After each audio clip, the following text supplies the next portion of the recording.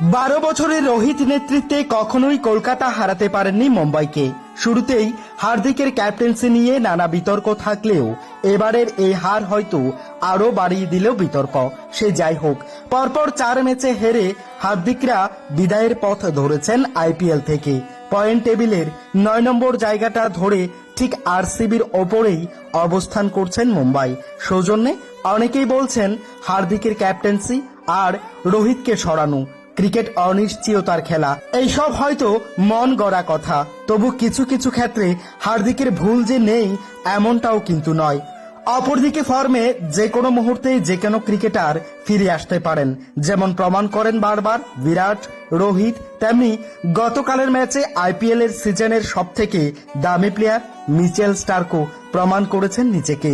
Kolkata versus মুম্বাইয়ের match একাই 4 wicket নিয়ে দলকে জয়ের মুখ দেখালেন, অথচ 2 ম্যাচ আগেও 24 কোটির প্লেয়ারকে নিয়ে কত বিতর্ক। আসলে ক্রিকেট এমন একটা খেলা যেখানে প্রতিটা প্লেয়ারের মূল্যায়ন হয় তার পারফরমেন্সের ভিত্তিতেই, হোক সে ধোনি কিংবা বিরাট। গতকালের ম্যাচে একটা নাটকীয়তা লক্ষ্য করা যায়। কেকেআরের সাথে মুম্বাইয়ের লড়াইয়ের ময়দানে লক্ষ্যমাত্রা বেশি না থাকলেও জয়ের জন্য কিন্তু দু দলকেই ঘাম ঝরাতে হয়েছে। বড় কোনো লক্ষ্য দিতে না পারলেও 71 রানে মুম্বাইয়ের 6 উইকেট তুলে নিয়ে চাপ তৈরি করলেন কলকাতা। তারপর সূর্যকুমার ও টিম ডেভিড পাল্টা জবাবে ম্যাচ ঘুরিয়ে দেন। একের পর এক বল সীমানার ওপারে আছড়ে ফেলেন সূর্যকুমার। একটা সময় লক্ষ্য কমে দাঁড়ায় 28 বলে 50 রানের। 16তম ওভারে আন্দ্রে রাসেল 49 রানের এই জুটি ভেঙে দেন।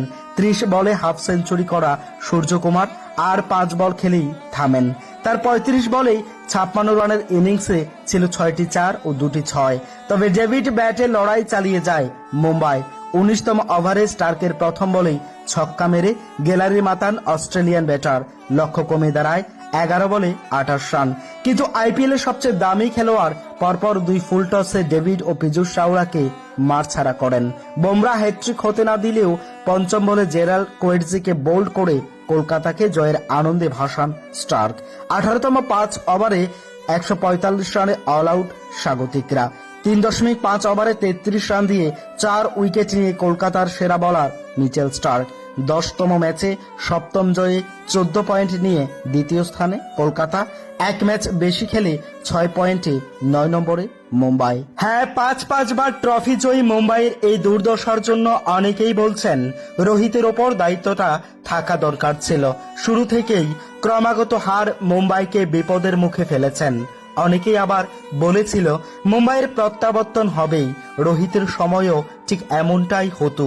কিন্তু হয়তো ওরা ভুলে গেছেন এটা রোহিত নয়, এখন দায়িত্বে রয়েছেন হার্দিক পান্ডিয়া।